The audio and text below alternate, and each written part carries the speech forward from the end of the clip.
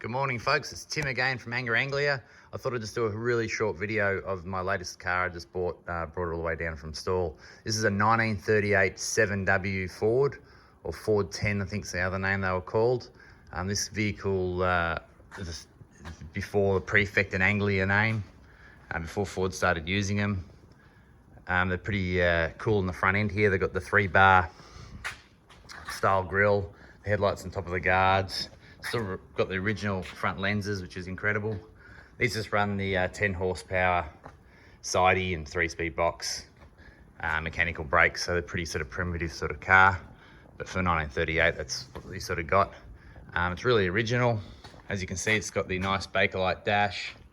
Still got the original leather seats and they've been retrimmed. It's got the original carpets. This car's, yeah, really, really original. I think it's had a respray at some stage. It would have been a darker blue. The only things that sort of been modified on it are the front indicators, which look horrible, but original badges, everything's fairly original. As you can see, the glass is starting to delaminate slightly. But other than that, no, it's a pretty cool looking car. I got it running the other day. Unfortunately, it's done a head gasket and cylinder number 1's filling up with water. It was last registered in 2003, so it's been sitting for a while. Yeah, unfortunate. That's why I think it's been parked up, because it's done a head gasket. So this week I'll start working on that and get it back on the road.